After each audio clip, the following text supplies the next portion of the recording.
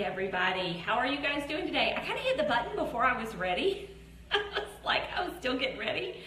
I forgot to even tell the kids that I was live, so any minute now you're going to hear some scream because I forgot to say, shh, I'm about to go live. Hi everyone, I am Pam Barnhill, and I have three lovely children, and 3 homeschooling podcasts. I have the Homeschool Solutions show, which is an audio blog of the best homeschool content on the web, and we have a great one for you this week. I have the Homeschool Snapshots podcast, which is interviews with homeschooling moms. Hello there. And I have the Your Morning Basket podcast, which is, hey Dawn, I'm so glad you're here because I know you've been struggling without your phone. Hey Juliana, so many people coming on. Yes, what was I talking about? Oh, the Your Morning Basket podcast, which is all about truth, goodness, and beauty in your homeschool day with morning time. So that is who I am. Oh, and you can find all of that at pambarnhill.com. So there you go. And then Dawn is here today dropping links for us because she's wonderful like that, and that's what she does every week. She's my official link dropper. I bet she never thought that was a title that she was going to have. So there you go. All right, so I have my camera turned around today because I am going to hold some things up and it makes people nervous, but it totally throws me off because let's just do that. Now it's crooked, but it's crooked to me. It's not crooked to you. Anyway, I struggle. I am have you guys ever played that game Labyrinth with your kids? The little maze game? Visual, spatial, I just don't have it. I cannot play that game. Little kids beat me at that game. It's really bad. And I hate to lose. So it's one they legitimately beat me at. So anyway, we are here today to talk about best practices for back to school. And if you have been following me for a while, you're going to have heard, no, I'm not competitive at all. You're going to have heard me say a lot of these things. Some of this might be repeats to you. I'm hoping there's a little nugget in here that's kind of new and you go, oh, that's new, that's interesting. But for others of you will have not heard of this because one of these, I was boxing with Diana Kennedy, who is a good friend of mine, not too long ago, and I mentioned one of these on Voxer, and she's like, I have never heard of that. And I'm like, yeah, can't believe you didn't know that. So we're talking about them today. There you go. Some best practices for back to school. But before I get into that, I want to tell you that the Homeschool Consistency Bootcamp is opening next Thursday, August 17th. We are opening up the Homeschool Consistency Bootcamp again. Last time we opened it was about 6 weeks before Memorial Day in the spring, and we completely sold out. We opened it up to a limited number of spots because we want to be able to serve you well when we run this boot camp. And so what is this crazy thing? And we're bringing some new team members on to help with that this time. And I'm not going to announce anything right now, but we're going to have some more team members who are going to be helping us support you guys in the boot camp. What is the boot camp? The boot camp is officially 7 weeks long, okay? There is a warm-up week, and the whole purpose is to help you be more consistent with your homeschooling. So if you were one of these people, I have been this way in the past, who struggles a little bit getting started in the morning. You need some accountability. You need some help. You miss more days than you should. Even though you don't want to, you're really trying hard and you really want to do a good job. You're passionate about doing a good job, but sometimes we need a little help because we don't have a boss looking over our shoulder, and maybe that was just a part of our character that we never developed. I have this issue. And so we need a little help getting past it. And so this is something that I've worked on the past couple years and am so much better than what it was before. And I've got some tools now to help some other people. So we ran this last spring and it was phenomenal. We had such a huge response to it. So many people saying that this was actually changing their lives. And so we're going to run it again. It's going to start the Tuesday after Labor Day. That's the official period. So what happens is we do what we call a warm-up week. And in warm-up week, we give you a workbook. We help you work through it day by day, and we help you put a plan in place to be more consistent with your homeschooling. And then we have a 6-week contest period where we ask you to school like 23 days out of 30. So there'll be 30 days in the contest period. We ask you to commit to 23 days. Why 23 days? There's typically a holiday in there. And then, a lot of people do like a 6-week on, 1 week off. So we don't want you to skip your break week, So we ask you to do 23 days. We ask you to commit to that. And if you do the 23 days, then you can enter to win prizes. And we always have some really fabulous prizes that you can win. We totally take it on the honor system. And through that 6-week period, we have a new focus each week where we give you another video, something to focus on, some more workbook pages, great discussion. We have an accountability check-in thread every day. It's just awesome. So if you go right now to pambarnhill.com/consistency, and when Dawn puts up the link, remember it always comes up edsnapshots.com. That one works too. You can sign up to be on the waiting list, and the waiting list people will be the first to know. They'll probably get an email on the 16th telling them, hey, the doors are open, because we did sell out last time. And so we'll keep it open until I think it's the 27th, or until we sell out, whichever comes first. We only offer a couple hundred spots in that one, and we're super excited to be doing it again, and super excited to take another group through. If you have been in the boot camp before, watch your email inbox for an email about something else in the next few days. We're going to try to bridge the gap between you paying to be in the boot camp all over again and doing something else. So watch your email if you've been in the boot camp before and you're like, what about me? We're working on something for you. So anyway, okay, so let's talk about best practices for back to school. So best practice number 1 for going back to school. You have a homeschool. You get to control your schedule. You get to do what you want to do, and I am telling you what you want to do is start on a Wednesday or Thursday. So do not wake up on a Monday morning and say, it's a great day to start school, because it's not. It's really not. Because what happens when you start on a Wednesday or a Thursday is you only have to do 2 or 3 days of school, and then you get a weekend. You don't have to do a whole week of school before you get a weekend. Just do 2 or 3 days. Dip your toes in. Get them wet a little bit. You are going to be exhausted. I was exhausted. I was amazed and surprised at how exhausted I was. And I said, I'm going to write myself a little note in my planning so I remember how absolutely exhausted I was at the beginning of the school year. I think it doesn't help that I'm getting older. So that next year, I shut the business down. I think I'm going to shut the business down the first week of school next year. And just so it's not the time to be doing a lot of other crazy stuff.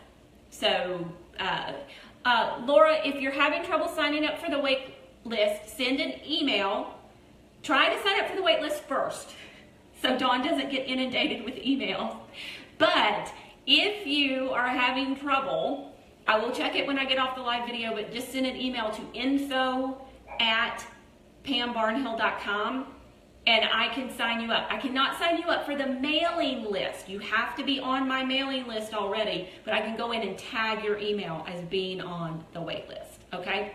All right, so start on a Wednesday or Thursday, just because you get a couple of days get your feet wet, and then you get a weekend, and you're gonna love that weekend. It's going to be fabulous. You're gonna feel great about that weekend. So that's my first tip.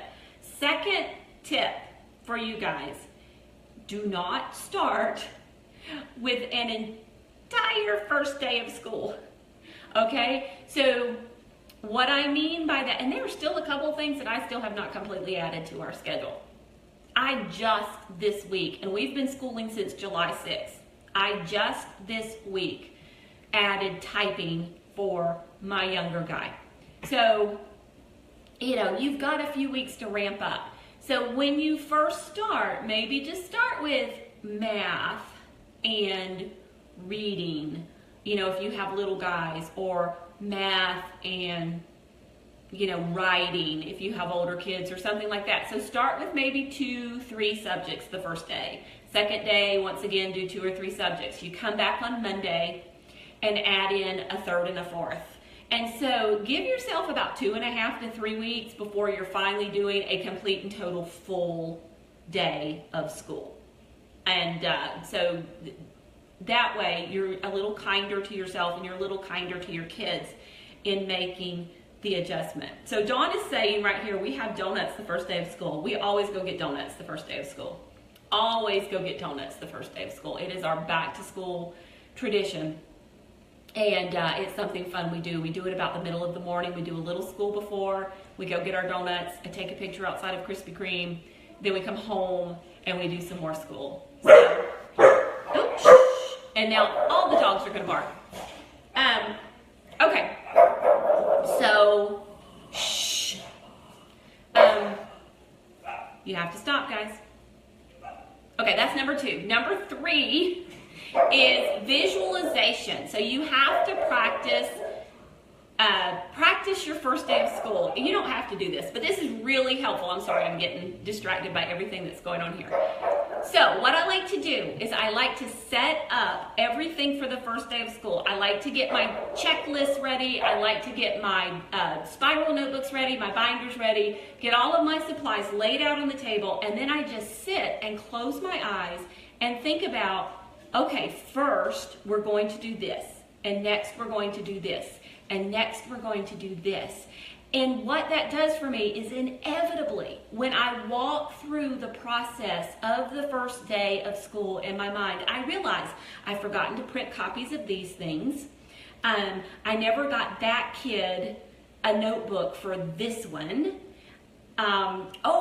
When we do Squilt, I'm going to have to click on the links and play it on YouTube. What am I going to play it on? Okay, I'm going to do it on the Kindle. So I need to email myself this PDF to my Kindle. So I really, as I sit and I visualize the entire school day, I realize all the places where I miss things. And Dawn just dropped a link for you to a video I did last year about this time about visualization. And so like elite athletes do this. Like before, I learned this from my figure skating coach years ago. And she would have us sit and visualize like our entire routine before we went out to do it. She swore by it. We would spend time every practice visualizing this routine. So it works for homeschool moms too. We're elite, right? You know, we're elite homeschool moms. So we're not going to be like the amateur homeschool moms. We're going to sit here and visualize our day and then realize, you know, what teeny tiny details we forgot. Rebecca, that is exactly right. So I highly encourage you, get everything set up and ready to go. And then the day before, make yourself a nice cup of tea and sit there and visualize what your day is going to look like. And then you will see where you miss some of those spots. Okay. The next thing is I'm going to encourage you this year. I'm going to just like put a challenge out here. And I will tell you, I do not have mine set up. So Dawn is going to hold me accountable. She is going to ask me in a couple of days if I have done this yet. Set some alarms. And if you want to know what this is about, go and read the blog post that the wonderful Dawn Garrett wrote on my blog today about why she needs a scheduled routine. Go read it before you make any judgments about it. And then I'm challenging you to set yourself a couple of alarms on your phone. And so Dawn has, and I'm going to mess these up and then Dawn can correct me, but Dawn has like a 10-minute before school starts alarm, and then she has a school starts alarm, and then she has another alarm to end morning time and go into a break, and then she has another alarm to end the break, and then she has another alarm to end the school day. And one of the beautiful things about this is her kids know when that alarm goes off. Number one, they know they're done. And number two, they know they better be done. So there is some beauty to that. But also, as mama, happens to me all the time, things kind of, I get the free time creep. Like, I'm sitting here enjoying my free time. Thank you, Alexa. I'm sitting here in the morning enjoying my free time, and then I let it start creeping into school time. And so having those warning alarms and then the final alarm is really helpful. And I've done that before. I just haven't set them up for this year. So I'm going to set mine up. I'm challenging you to set yours up. Okay, I kid you not. One day, totally off topic, I recorded a podcast with somebody. I can't even remember who it was. I think it was you and me, Dawn, for this first podcast coming up for the Your Morning Basket season. And remember that? It was us. So we were talking on the podcast, and I actually had the little device that I just named, that I'm not going to name now, sitting next to me, and she started talking while we were recording the podcast. So we cracked up, and I made a note, and I went back to edit it out later. Well, when I was editing, I just happened to be down in the kitchen cooking dinner at the same time. I was trying to multitask, which, never goes well, but sometimes I don't learn my lesson. And I was editing the podcast, and when it got to that part, I kid you not, she came on again. So something we said made her think we were talking about her. Okay, so set some alarms.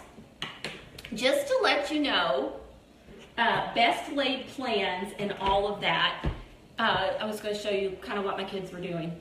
So this is Thomas's little clipboard, and here's a little book we're reading, and he is still using the spiral notebook. So he's 8, and this is what he's doing in a day.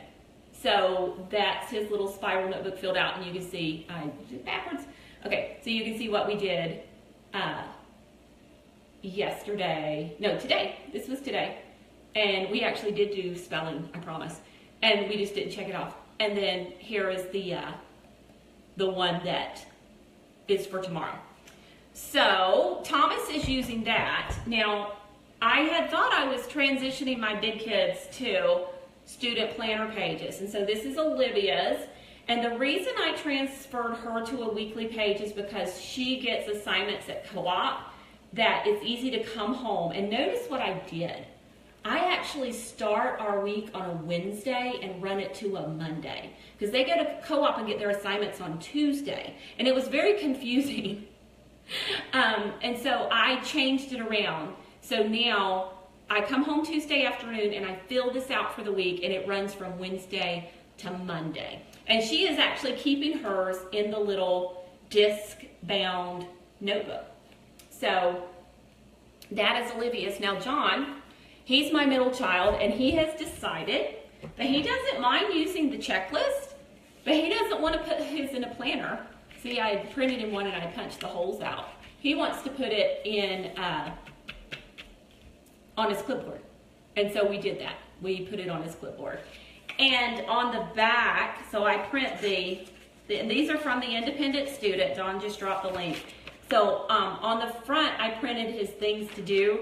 And then on the back, I printed his weekly meeting sheet. And we have not started doing this yet. This is one of the things that I want to do this year, and I just haven't gotten it started. And so it's still a work in progress. I haven't figured out where to put it. And then the other thing is Dawn was the designer of this weekly meeting sheet. And she had asked for a place. Apparently she does some kind of daily assignment check-in. And I really need a place to do like a weekly assignment check-in. So like once a week, I want Olivia to do a practice map where she draws it. She's doing Europe this year. And she has memory work for co-op, which actually probably needs to be done daily. She has different memory work in middle school. She's memorizing a poem. And then I need her to add some entries to her book of centuries. And I need a place to check that. So I put those there, but I've got to figure out exactly, like, am I going to do book of centuries once every couple weeks and set aside time in morning time? So I am still working the kinks out. I have ordered, just this past week, I ordered some new curriculum. I'm like, this is not working for me. It's a little too mom dependent. I need something more independent. We had been doing it for about 4 or 5 weeks, and I reevaluated and said, I'm going to go with something else. So it's all a work in progress. It really, really is. And yeah, so there you go. All right, I hope some of this was helpful to you guys. I really, really do. So start on a Wednesday or Thursday so you get a weekend faster because you're going to be tired. Start with a partial load and work your way up gradually to a full load. Get everything set up and practice visualizing your school day. And don't forget, I'm challenging you to set some alarms to help you get started in the morning. Celebrate the first day of school. It's a wonderful thing. Get donuts, have pizza. You can do something non-food. Everybody get finished with their work and we're like going out and watching a movie or going to a bowling alley or going for a bike ride, whatever it is your family likes to do or enjoys doing together, but celebrate that first day back. Take some pictures if you want to, share them on social media, and don't forget that the Homeschool Consistency Bootcamp doors open August 17th. So if you want to get in for the fall and get your school year off to a great start, then this is your chance to do it. We will be back next Thursday. I have no idea what we're talking about, but we'll be back. We will. And I really like doing that 10-step planning series because I always knew what I was going to be talking about next week, even if I couldn't remember it. But until then, you guys have an awesome, awesome week. And if it's your first week, go you. Try not to be too tired. So, bye-bye.